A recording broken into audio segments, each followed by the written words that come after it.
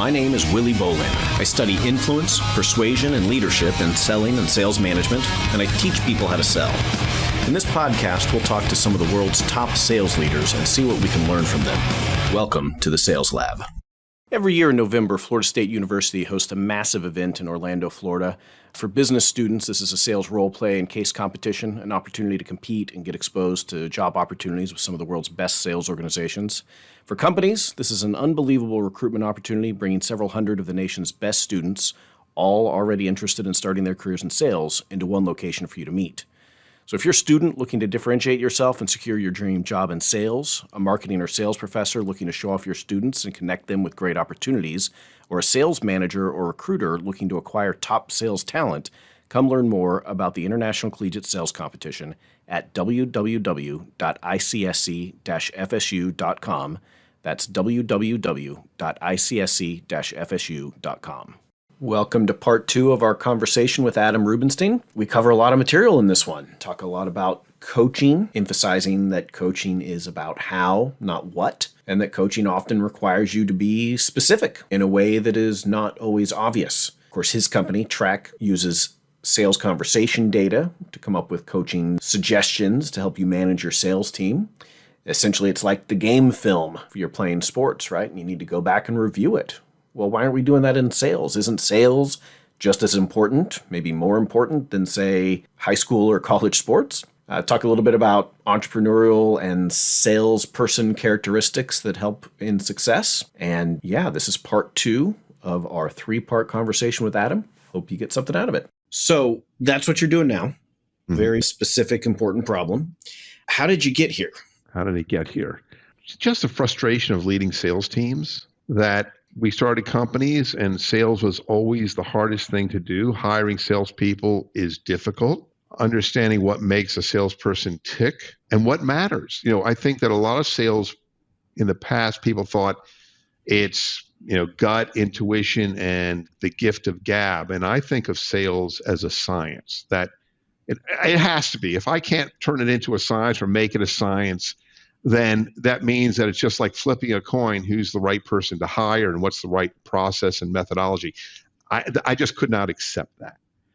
And I've done a lot of reading, and sales is teachable. There's a lot of innate characteristics you hope to find in a salesperson. You want them to be intellectually curious. You want them to be coachable. You hope they're really smart. But given those kind of behaviors and characteristics, if they can improve, they can get better. And to help them get better, you need to know what they're doing now and know how to make them better. And we're learning a lot of things that people did who were great salespeople. They thought it was just intuition, but with the advent of neuromarketing and neuro-linguistic processing, they found that a lot of our behaviors that we thought were innate or intuitive are actually, we've just identified certain behaviors and we don't have a way to put a name to it, but we just do it we behave a certain way. Pick up on these subtle little patterns and it seems like intuition. Yeah, absolutely. Right. So it's science. And so I want to, but science requires data. You make a hypothesis, and then you test it and see if it works. And the data is the sales conversation. It's the piece that I know has been ignored since the beginning of time. And I said, I know there's data, inside those conversations. I just got to figure out how to mine it.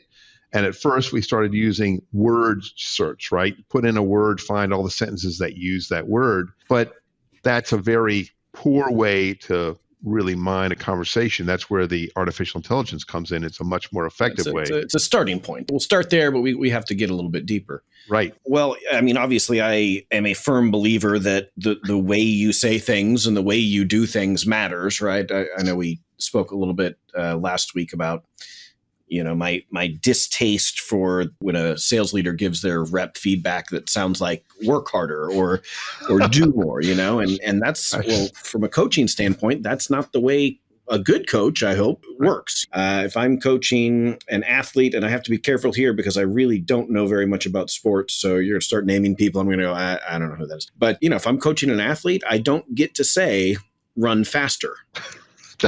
That's the exact that should example embarrass me as a coach.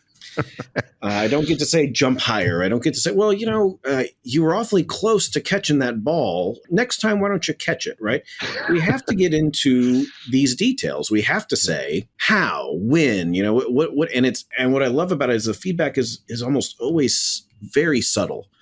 Like, right. I mean, down to outright strange. And like, so the example I can speak about, because I played baseball when I was very young for, a month or two, is this idea of lifting up your elbow when you're at bat. Well, raise up your elbow. Well, it's kind of raised. No, raise it up, almost where it's, horizontal. Okay, well, what the hell could that possibly have to do with me hitting this ball? Intellectually, right? Right. And if I don't have a coach looking and analyzing in a detailed way my behavior, nobody's ever going to come up with lift your elbow. They're going to come up with swing harder, faster, slower, watch the ball better, all of these things that are just a little bit, not all that actionable. But instead they come up with, no, raise your elbow, right? And so what this type of a technology and this type of an approach allows you to do is identify the raise your elbow, right? Identify when you're diving, you're over-rotating, and therefore you need to arch your back more during your third. This crazy detailed feedback. And we think that it's important to give that type of feedback to collegiate sports.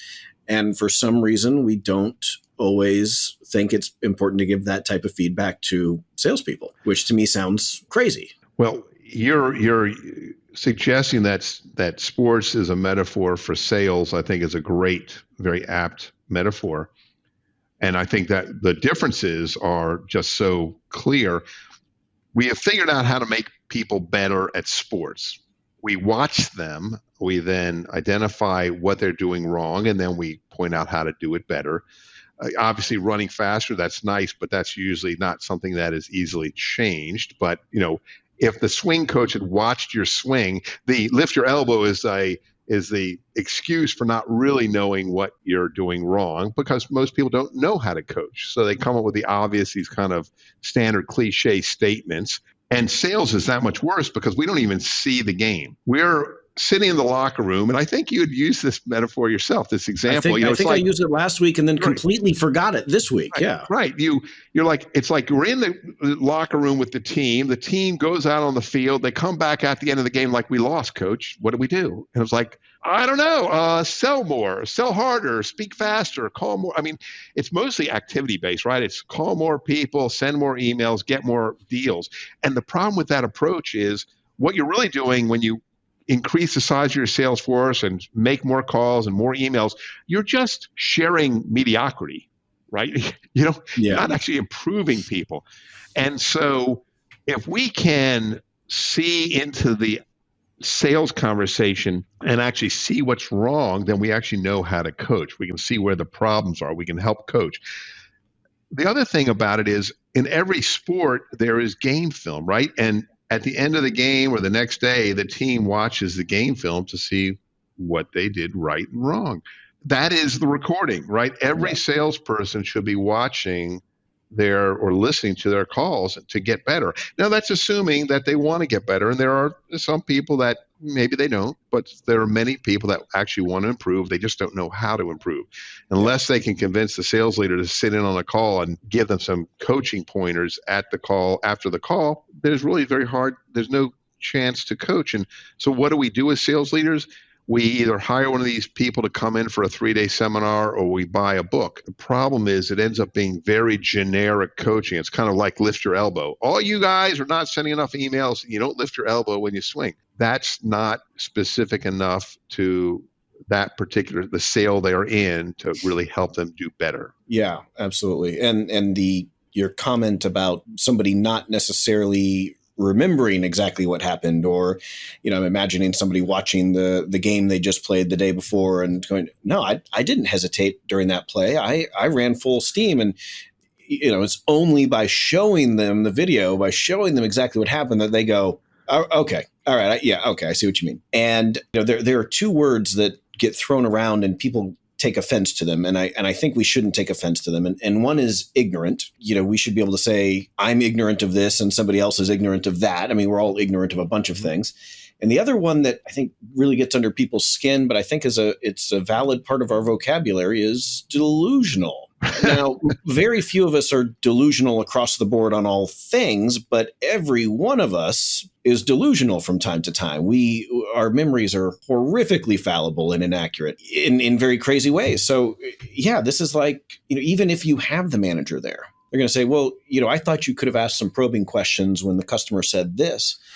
The likelihood of the salesperson remembering it differently is pretty high. Maybe not every single call, but frequently enough that's going to cause some problems in coaching, right? Because if I don't think I messed anything up, if I don't think I did something wrong, then nothing you say after that is going to be perceived. And of course, we do this on a smaller kind of brute force scale with our role plays, where we have the students come in and an instructor or maybe a more senior student is acting as the buyer, and they go through the scenario and they videotape it, and we encourage them to go watch it, and a lot of them do, and some of them would rather die than watch themselves on video. But yeah, again, it's exactly what happens with athletes. It's I need to convince you that you lowered your head a little bit and it undermined your credibility or something, right? Or whatever it is, and you have to have that proof. So this is great. Right. Well, it's sometimes very subtle. People are not projecting. It can be that they're holding their chin too low against their chest. It's how they sound. I've had people tell me, they've listened to my podcast and said, "Oh, Adam, I really think you should say it this way." There's so much value in re-listening to it, and everyone else is doing it. But in sales, I was always a little bit surprised. I'd be sitting in my office and we'd be talking, the salesperson and me talking, and all of a sudden they jump up. "Oh, I got a call in 2 minutes. I got to get on it." And I'm thinking, well, first of all, you didn't even practice. It's like you wouldn't go out on the basketball court and not take some shots. You wouldn't not swing your bat a few times, but yet you're going to go into a really important meeting and you haven't prepped, you haven't practiced the presentation, you haven't kind of prepared for it. You're just going to, it's truly like cold calling. There's no prep. And so all these things I think are part of the professionalism of sales, that it is a science, it is a professional activity, and we have to treat it as such. And too many people have gotten into sales. Maybe they were lucky, or maybe they sold something once and it stuck. But I think it is one of those things where you have to be evolving with the industry. You've got to be getting better. The industry is changing. The way we sold a couple of years ago and the way we sell today has changed, and I'm sure it's going to continue to change. And we have to keep up with it. Every other industry, whether you're a doctor or a car mechanic, everything is changing. But for some reason, we think sales is it's in my gut and I can just do it. And I think that's a mistake. And I love the fact that you being a professor there at Florida State, and there's a program for this. When I first heard about your program and that they offered a degree in sales, I'm like, where were you 25 years ago? I would have just loved that, because I was living in that age early on that it was just either you had the gift of gab or you didn't. Yep. So let's go back. So you went to school somewhere, you came out, you dove into sales. Where did you get your start? So I went to school, to Colorado College, and got a degree in English literature. I wanted to learn to write. That was my weakness on my SAT. And I knew that communication was critical, whatever I was going to do. At least I had that foresight. That's maybe the only thing I was thoughtful about in my college years. Came out and I started a bicycle shop because I was really into cycling. And I was working in a bicycle shop right out of college. Didn't know what I was going to do. Didn't want to be an accountant somewhere. Seems like a very Colorado sort of thing to do. Yes, yeah. Yes, it is. But I'm not. I moved back to the East Coast because Colorado's landlocked and I wanted to be near the ocean. But it's an amazing place to go to school, an amazing place to live. But I wanted to go back east. And I had jobs during the summer at a bicycle shop because that was my passion. And the owner of the shop said, "Hey, Adam, would you like to be an owner and buy in with me?" And I said, sure. And I went and talked to my family and said, "Could I borrow some money?" And they said, sure. And I went back and he said, "And the first thing we're going to do is lower your salary." And that was kind of put a kibosh to that idea. So my father said, "Well, no, you can do it on your own if you'd like." And he saw that I'm very industrious. So we opened a bike shop, my father and me. He's a doctor. He would just help out on the weekends, things like that. But I opened up a bike shop. And the first thing I realized that bike shops had no inventory management. Now, this is in the late 80s. PCs were out, but there was no inventory software. So I was frustrated that people would want to buy things and I didn't have them in stock. So I went to a PC software store and said, "What do you have for inventory management?" And the guy handed me a box that had software coding technology. It was called DBase. And I taught myself to write code, and I built an application to manage inventory for bicycle and fitness stores. I started selling it, sold about 175 copies at $2,000 a shot to bike shops all around the country. And at some point, someone came in and wanted to buy it from me. I sold it, used that to pay for grad school, applied to grad school. There's an old story back in the day about bike shops. You know how to make $2 million in a bike shop? Oh, Start with $5 million. Perfect. Yeah. Right. So it was a tough business back then, and I knew I needed to go to grad school. So I sold the software company and sold the bike shop and went to grad school, came out of grad school and tried getting a job. But I am unemployable. I'm just not that guy that wants to work for somebody else. I always had ideas, I wanted to solve problems with technology. So after that, I took a job after grad school. That didn't go that well. I then started a company. We called it Convenience Products. We sold products to the convenience and grocery industry. And I was one of the, foundation people in the prepaid calling card industry. So we had a big part of that. At one point, our company, I had a partner that from grad school, he moved to Florida with me. And we had 128,000 stores selling our phone cards. And did that. That company got bought by bigger companies, and we moved on. We started a consulting firm doing business plans, looking for our next opportunity. So we would be the business plan builder. Did that for a few companies. For a very brief period of time, we were in scrap metal. So we built a business reselling scrap metal online. And before we even got it launched, somebody wanted to buy it. That was one of those fluke good fortunes. Somebody came and bought it for a ridiculous amount of money. We sold that, and then we moved on to the next company, and it was called Motion Point. And what we did at Motion Point was we translated websites into other languages using technology. So we would layer Spanish, French, Chinese on top of a website so that you could work the website, go to a bank, and you could do all your banking in Spanish or Chinese. And the effort on the part of the website company, whether it was, JP Morgan Chase or SunTrust, was adding one line of code into their website. We would manage the rest. We'd identify any new content that was on the site. We would submit it for translation, get human translators to give us the translation. Then we would inject it into the site. So we were building a perfect copy of their site, but in another language. That went very well. And we did that for a long, long time. And I got, after 18 years, was ready to move on, try something different. I had this problem in sales I wanted to solve, so I quit that. My partner continued to run it, and we started Traq.ai. And then meanwhile, I'm on the board of that other company. And back in March, we sold that other company to a private equity firm out of New York. And so don't have those companies behind me anymore. I'm full-time at Traq.ai. No, I'm not on the Motion Point board anymore. I'm just doing Traq. And I see great potential, great opportunity here because, the sales conversation is so critical, and I'm really excited. And the feedback I'm getting from users is very enthusiastic. So I'm very excited. And that's a pretty interesting trajectory, right? English major to bike retailer to dipping your toes into technology. And now a few decades later, you are all technology. Right. And that's got to be encouraging for somebody about to wrap up their English degree to hear, right? That there are ways to pivot. Part of that must be a right place, right time, right? If sometimes we think back to those pivotal moments, right? So if you hadn't walked into that store and that person hadn't said, "Oh, you got to look at DBase," well, right. What would have happened then? But what are some of the characteristics or attitudes or traits that you think are useful in helping somebody kind of be adaptive and look for opportunities like an entrepreneur would? Well, first thing, I'm big on curiosity. I'm always curious about other people's lives and then what they do for their job, for their living.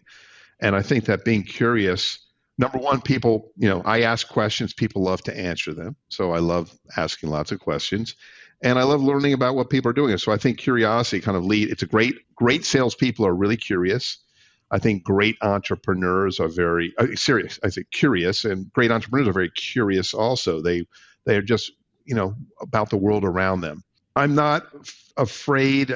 I've never been afraid of what was going to happen to me. I thought, okay, well, if I fail at this, I'll be living in a cardboard box on the side of the road, but that's okay. I'll somehow pick myself up and I'll move on. Timing does help. when we started the website translation company, it was right when the U.S. Census of 2000 came out, and they had identified that the U.S. Hispanic was now the fastest growing, group in the country and minority, and that there was an obvious need to cater to the U.S. Hispanic and offer them the ability to do things in their own language or the language of choice, whether it be English or Spanish. So there is a lot of that. Timing. I'd rather be lucky than good is the old expression, and I've had some very good luck in my day. And I also always like to solve a problem, like a big problem that I have experienced. I'm sure that you've got problems that you experience all the time. And you have to say one day, is this problem ubiquitous? Is it big enough that if I solve it, others will care? Yeah. And COVID hit, and I was getting on the phone, and I spoke to literally more than 500 sales leaders. And I would ask them, I would share with them what I was doing. That was the reason I initiated the conversation. I want to share with you what I'm doing. I want to hear your thoughts on it. And everyone agreed. I'd ask them, is this a brilliant idea, big problem? Is this a interesting idea, or am I wasting my time? And this is a big problem. When I asked them, do you know what your team is doing? Do you have good visibility into their deals? Are you frustrated with the notes that you're seeing? They said, yes, this is a big issue. And so I felt good that I'm solving a big problem. But I also want to solve a problem that I've experienced, because I know that at least one person's going to be happy when I'm done. I'll be very pleased with whatever I build. So I think that as an entrepreneur, if you're trying to find a problem that's big and that everyone is going to care about, and that's the starting point. Yeah. And sometimes those problems are not as obvious. I think that, if somebody come to me, when people came to me and I heard about Airbnb, I'm like, you're going to let someone live on your couch? I'm like, what? That's crazy. Or, you're going to get picked up by some random person in a car for Uber? No, but the world is changing, people are evolving, and it's, obviously a brilliant idea. I had not been given the chance to invest in either of those, so I did not have the chance to decide whether it was good or not. But others who had invested were very smart. They saw the future. Well, and we're talking about timing and things like that, but the fact is, maybe this kind of parallels Traq 365 and the notion of, if you're not looking for something, you're not going to find it, right? Right. Same thing with entrepreneurial opportunities. And this is something that my last real job, so to speak, before going into academia, was selling accounting services, and almost exclusively to startups, small businesses. There are a lot of challenges for a small business owner. And I really started to kind of see that a lot of these people that were investing their life savings or their inheritance, or they were putting a lot on the line for reasons that seemed strange to me, were concerning to me, right? Like the what I use a lot with my students is, you saved up all your life, and then these terrible people around you, let's call them your friends and family, they keep telling you that you make a great pizza. Right. And they say, Adam, man, I've never had a pizza this good, Adam. You should start a pizza business. If you had a pizza business, Adam, oh my God. And then you hear this for years and years and years. And then finally you believe what these terrible, mean-spirited people are saying to you, and you dump all of your money into this pizza business only to find out that it's a lot of cleaning. It's a lot of bookkeeping. You get to make a pizza here and there, but mostly you pay some kid to make the pizza, and he messes it up. He doesn't make it the way you would make it anyway. And now you're stuck and you've spent all your money. Whereas, what marketing would suggest is you find the opportunity, you find the need, you find the problem, right?